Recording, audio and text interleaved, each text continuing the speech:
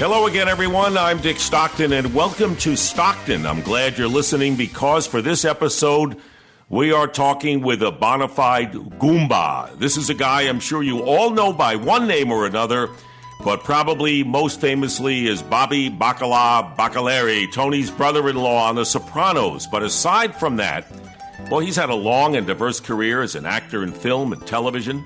He's producer.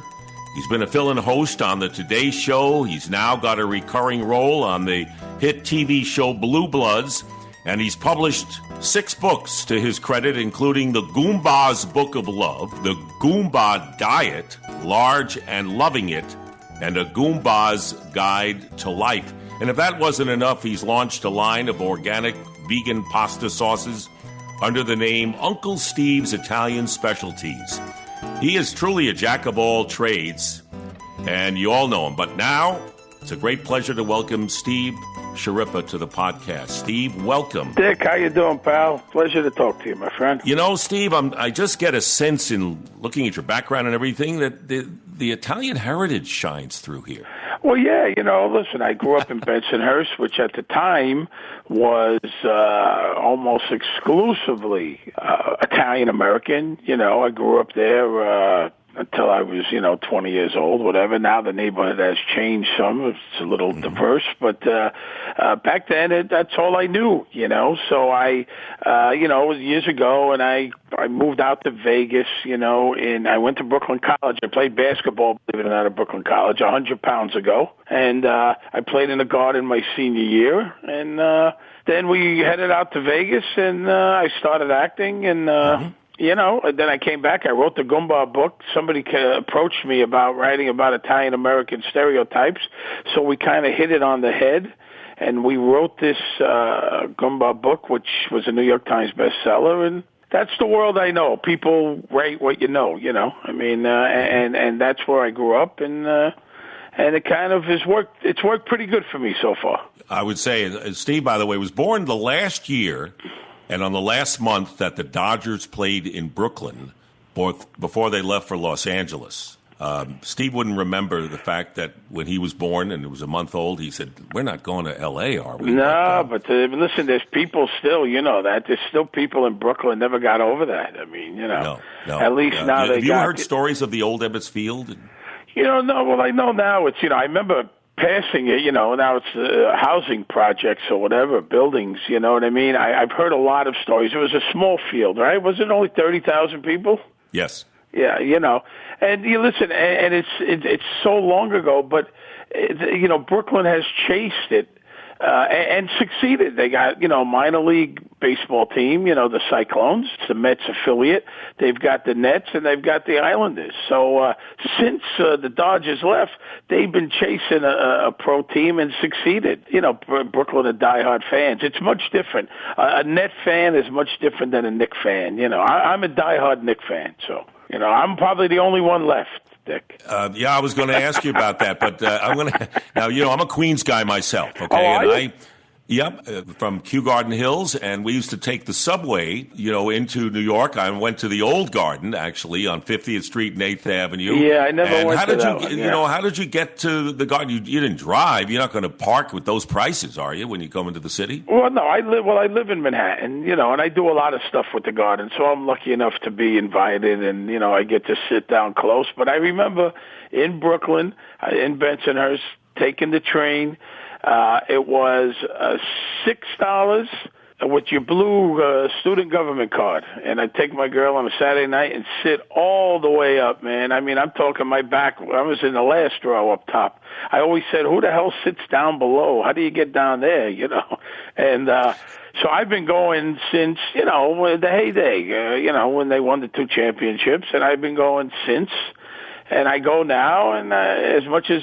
Let me tell you one thing about the Garden, which you probably already know, but as expensive as it is, $6.50 for a bottle of water, it's expensive, it's this, it's that. They sell out just about every night, and even when the team has no chance of making the playoffs, when it's a close game, you could swear it was the playoffs. The fans are so diehard, they want to win, they're so hungry, and it's amazing. It's amazing that they still stick with the team, which I'm all for. Look, I have, and they're trying and can't catch a break over there. But someday. It's interesting. I used to. They called them GO tickets when I went to high school. Exactly. Yeah.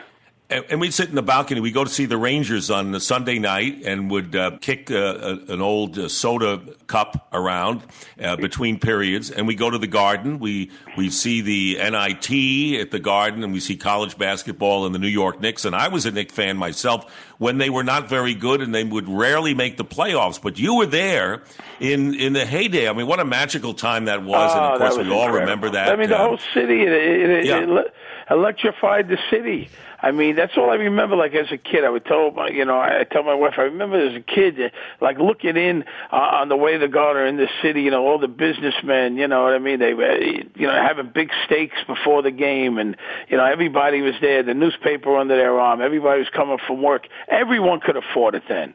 I mean, what was a good seat back then? $20? Yep. Not even. I mean, now all of sports, a Broadway show.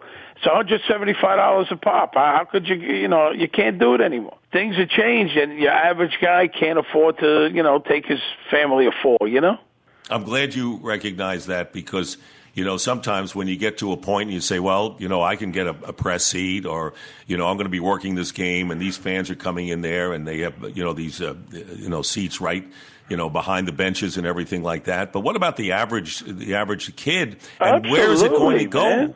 Listen, I grew up very, very poor. I grew up with no money. And we either through Little League, or somebody's father on the block had some tickets and, would take us to Yankee Stadium, would sit up high or in the bleachers, back then the Shea Stadium and, always got to a game, what was the tickets? I mean, they were $7. I mean, now it's just, and I don't even know why or what. I don't even want to get into that. But it's almost impossible. I mean, the ticket prices are crazy. Who can afford to have average seats? And like I said, these kids are losing out, unfortunately. Everything is just money. And, back then it was a whole different deal. Listen, people don't even understand, Dick, that a player used to stay with the same team year after year after year, You tell someone at 20 years old, he doesn't understand that. These guys actually would stay with one team forever. Every year, you knew they were coming back to spring training. Now guys bounce around, and bounce. And the salaries of players. I remember when I was growing up, a million years ago, and by the way, my father had season tickets to the Polo Grounds. I was a Giant fan, and a box seat would cost $3.15, believe it or not. It's amazing, yeah.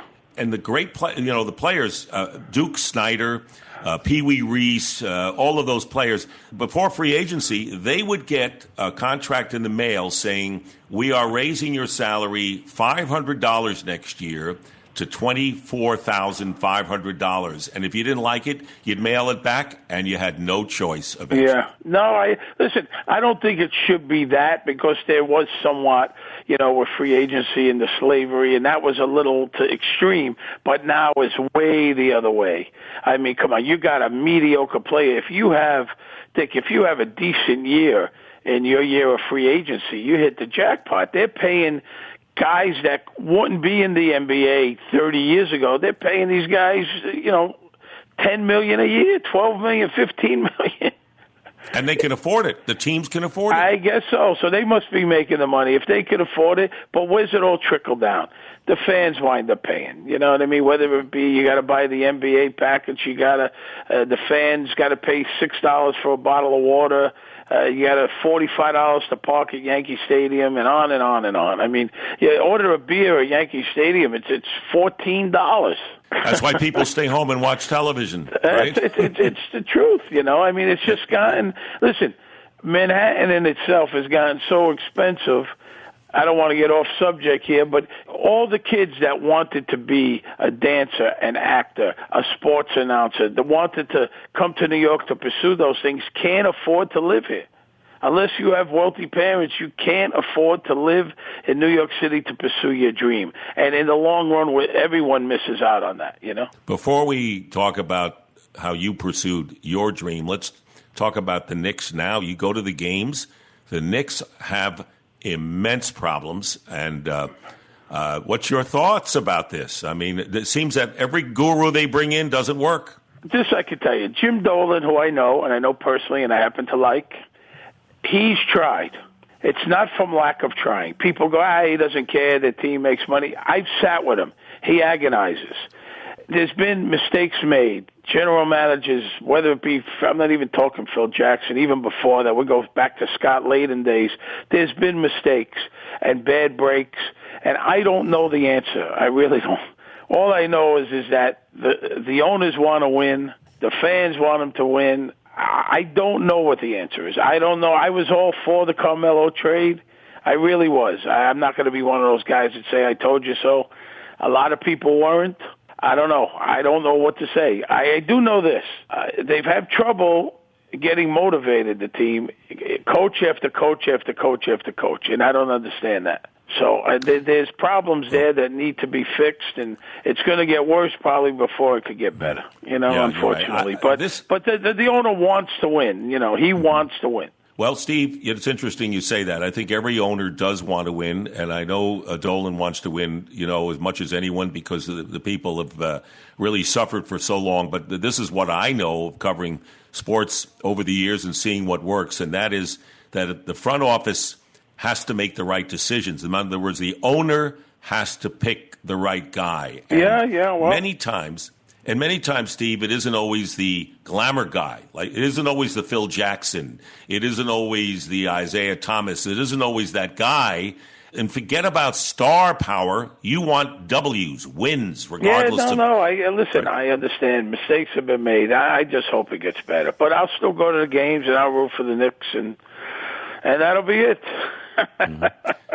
Steve, I've got to ask you this. And when when we all know about what your career has been all about, and they say, yeah, he had this role and he played this guy and he played this. When did you, or where were you told or feel that you had talent for what you do?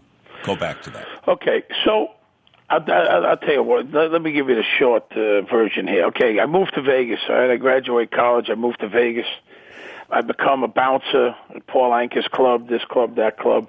And then I become a maitre d' at the Riviera Hotel. Okay, kind of my, once you got to Vegas, that was a big job in those days. Put the tuxedo on every night. You're making a ton of money for seating people. You remember those days, right? Mm-hmm. Go to Vegas, you got to put out a 20, you get a good seat, blah, blah, blah. So I'm making money, doing well. And I'm working with a lot of comics, stand-up comics, and one of the guys says, you know what, I'm filming this thing in L.A., would you come and play this little role? I never had aspirations, never did anything, there's nothing. I said, sure. I go to L.A., and I've got it's a 5-minute sketch for Fox, but it's funny, and I kind of, believe it or not, get the bug right there. I said, wow, this was fun. I kind of literally was like kind of high. It was fun. It's coming back on the plane, blah, blah, blah. So then it became like a hobby for me. Guys would say, hey, I got a little role here, a little role there. And I was starting to pursue a little bit. I had a good job. Okay. Now when things start coming to town, I start auditioning for them. I take a couple lessons. And Casino came to town. I had a couple lines in Fear and Loathing in Las Vegas, Chicago Hope, King of Queens. So I'm starting to get a couple lines here, there, and I'm working on it. I'm pursuing it a little bit more. I got a wife, 2 kids. I'm not going to, like I said, I'm living a nice life there. I'm doing well. I go to do a movie. They came to Vegas, and I auditioned for some movie, and I got it. And then the guy was doing another one in Toronto. And now this is pursuing 3, 4, 5 years, but like I said, a hobby. And I'm in Toronto, and I'm working with 2 real actors, Natasha Lyonne and Kevin Corrigan, and I'm in a scene, and it's a big scene, and I'm holding my own with them. And I talk to my wife. I'm up in Toronto. It's 3 a.m, and I say to her, I said, I think I can do this. I said, I think I could really do this. After like being up in this stuff, and I said, and that was kind of the moment where I said, you know what, I'm really going to try, before I was dabbling, I said, I'm going to try. And that was the moment where I said, I think I can do this, and so got an agent, started taking more lessons, started getting more work, and, a lot of luck is involved with this stuff. Mm-hmm. Go to New York for a wedding.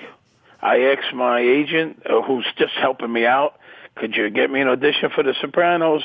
I audition, I come back a week later, and I get the role. Okay, I want to back up a little bit. Acting school. Not school. People have no idea. I didn't like acting school. Yeah, what is acting school, and why didn't you like it? Well, it wasn't for me, because I kind of did things in reverse. I was working. I came out of nowhere. I was 40 years old. I mean, here I am now. I'm on The Sopranos, maybe the greatest show in TV history, working with these great actors. And I went to a couple classes when I got to New York, and I didn't like it. I just didn't like the vibe of it. People judging you. Some coaches, some guys are yelling at you. You can't teach anybody by yelling. An acting coach is kind of like a therapist. It's who fits who, And I found a guy who was a tremendous help to me.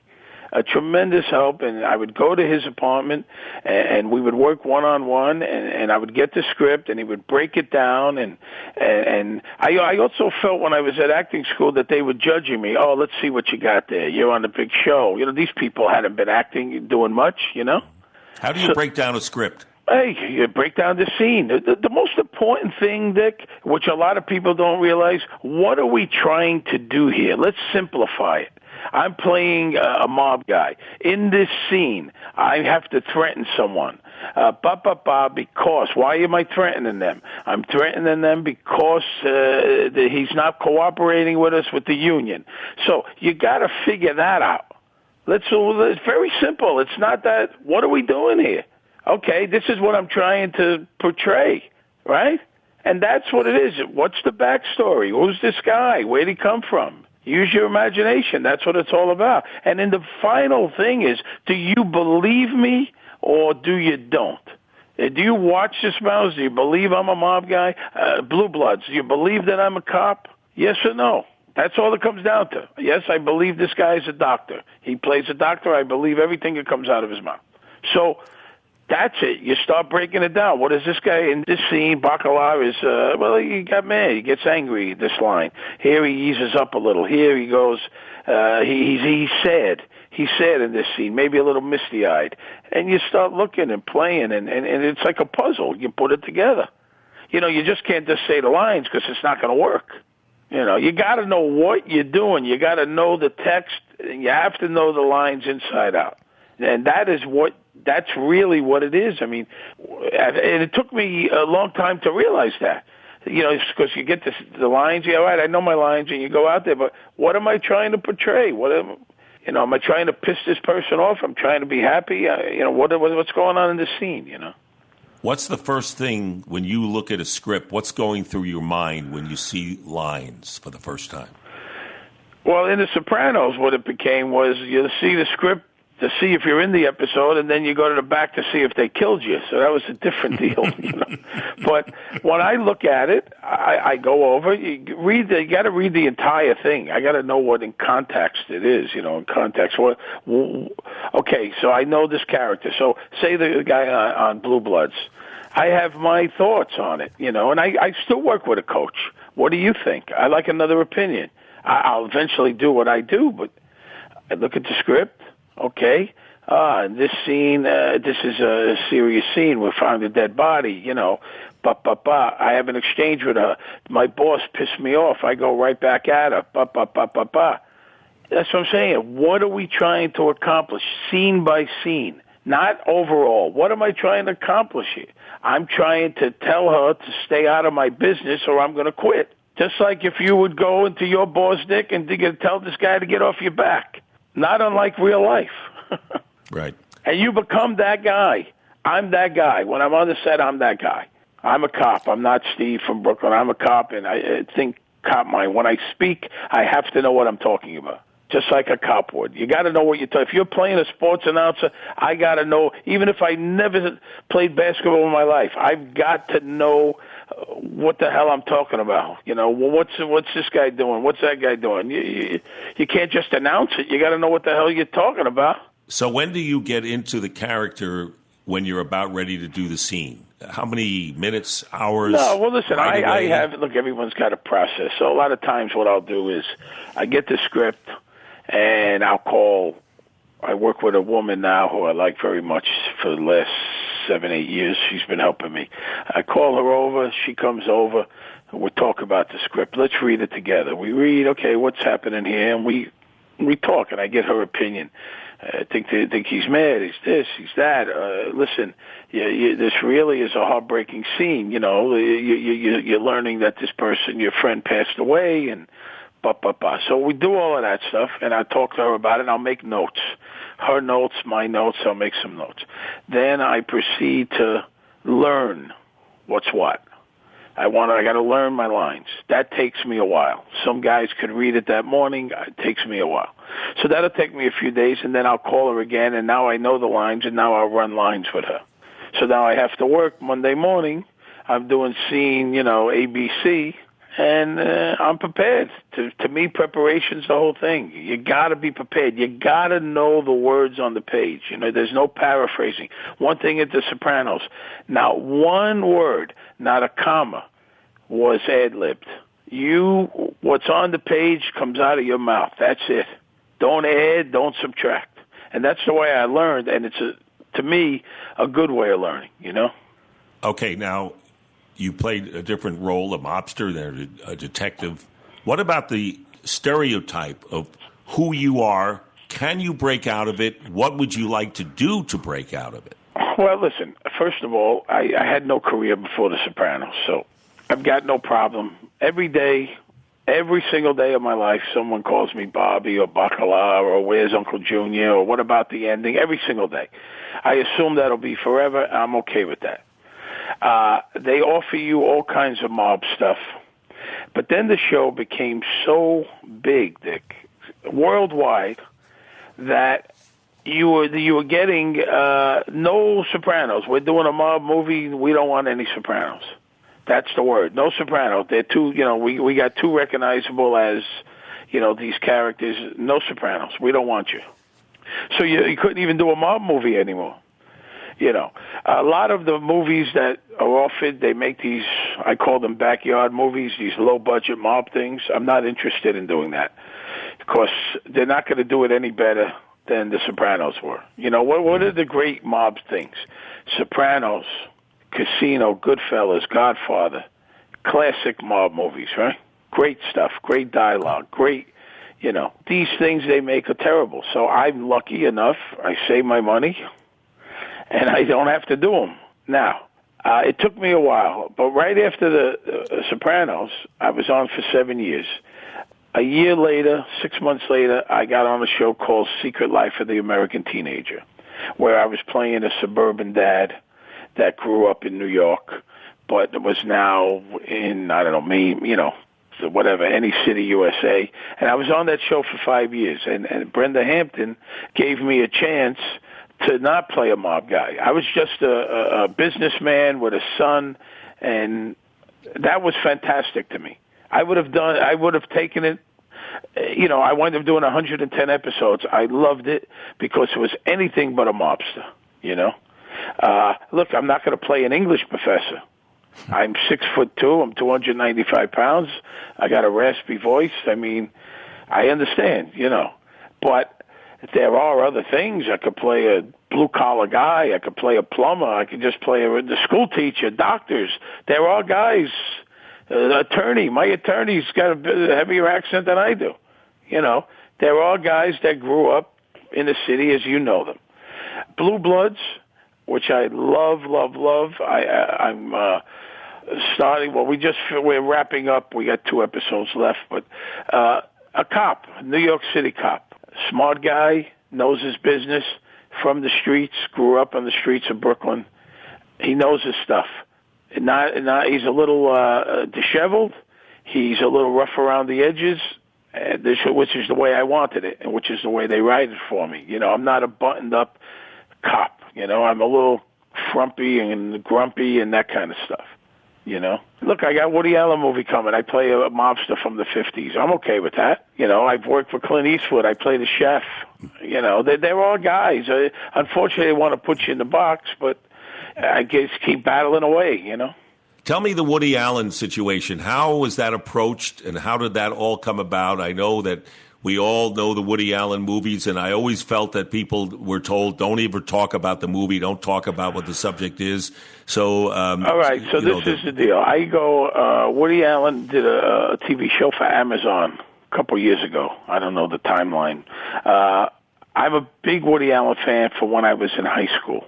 Okay, I saw all the movies, the early ones, Sleeper and Annie Hall and all those kind of movies, Bananas. I mean, I would go see them time and time again in movies. Before I ever thought about anything with the acting. So I always told my agent, let me know. I would do 2 lines in the movie. I don't care. I'll do anything, And I wind up years ago reading for the casting director, and that's as far as I got. But this time they called me, and I had to meet Woody Allen. So I go on the Upper East Side. It's just a condo building. I don't know. His office is in the bottom of a building in 60-something Park, So I go in there, and I don't know anything about the role, who I'm playing, what the movie's about. I know nothing. This TV show. So I meet the casting director. She rips off a piece of paper. She says, here, read this. And I go take it off to the side for 5 minutes, and I'm looking at it, and it's a role of a state trooper or something. She says he can't hear very well. And you're not going to be here quick. It's going to be very quick, so don't be insulted. He knows what he wants immediately, okay? I go in. It's a dark room. He's like in the shadows.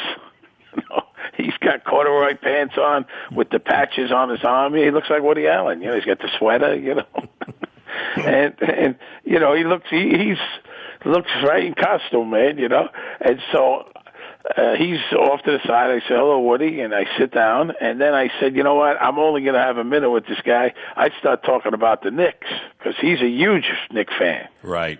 So I start talking about the Knicks. I figure, what the hell, And we talk about the Knicks. And at the time, Derek Fisher was there, and we're talking. I tell him they need a point guard. Blah, blah, blah, blah, blah. So we talk about that. And then I read the thing, and he says, fine.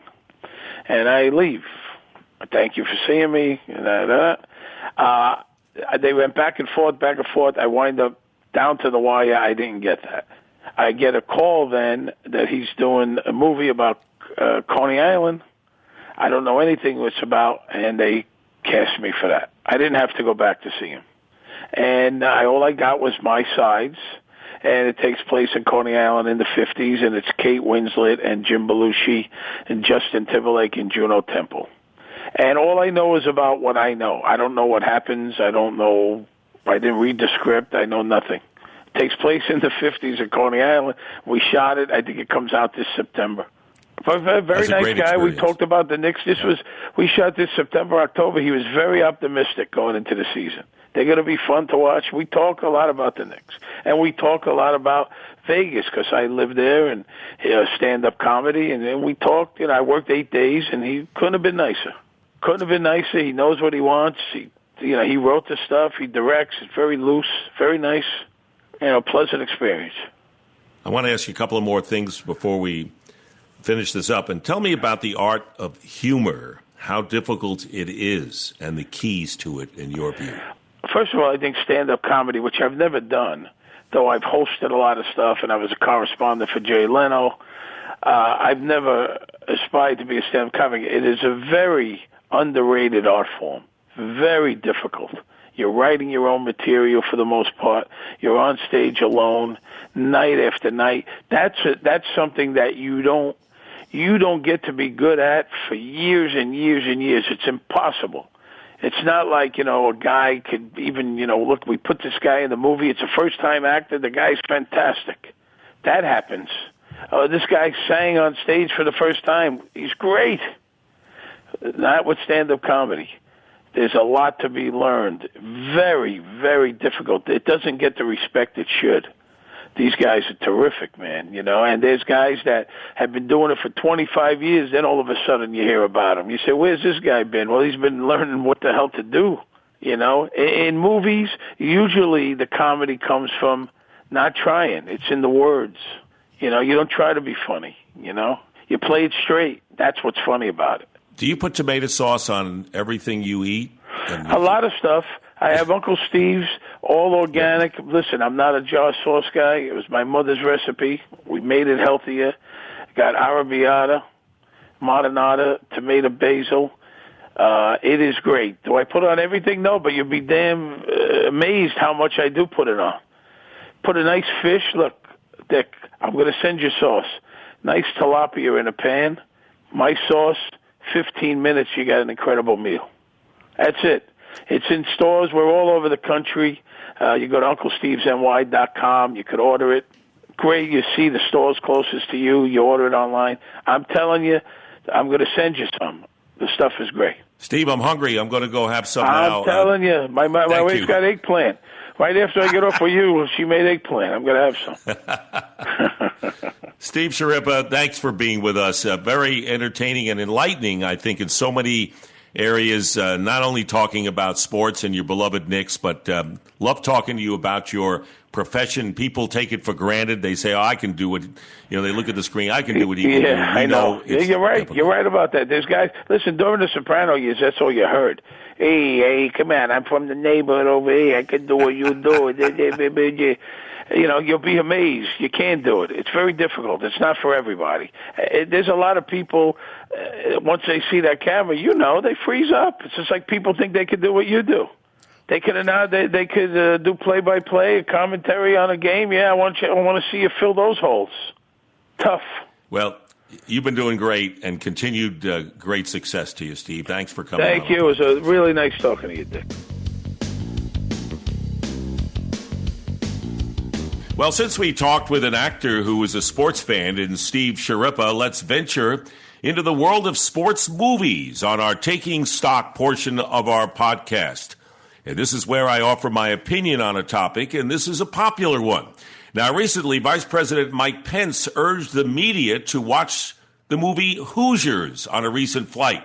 The Vice President thinks Hoosiers is the best sports film ever, not just because he's from Indiana, and he would have a lot of company selecting that one for sure. I loved Hoosiers, and I don't know many who didn't. Now, Gene Hackman was the star of that film, and I read where he was not into basketball, so his portrayal of the coach of the team that won the Indiana State basketball championship was another example of an actor putting himself into a character and then carrying it out as most actors do.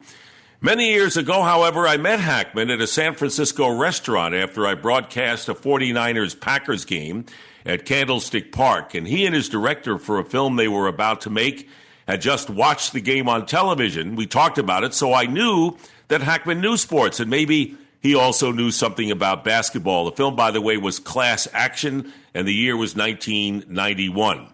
I could list the great sports movies, and there would be many, but my all-time favorite is Field of Dreams, starring Kevin Costner. I can still see Ray Liotta as Shoeless Joe Jackson walking through the tall stalks in the outfield and disappearing. I can still see Costner having a catch with his late father, who had one big league at-bat. And I can still see the wide shot showing all the cars with their lights on, wending their way at night to the little ball field in Iowa to see the Magic. That's my favorite. And that's Taking Stock. And once again, my thanks to Steve Schirripa for talking with us on this episode of Stockton. A reminder to email me at info@StocktonPodcast.com and subscribe to Stockton on iTunes to get the very latest episode as soon as it's posted. Thanks also to my producer, Peter Lyon, and my all-round guru, Greg Session, for their help with Stockton. Stockton is produced by Collisions, the podcast division of CRN International. Collisions, podcasts for curious people. I'm Dick Stockton. So long, everyone.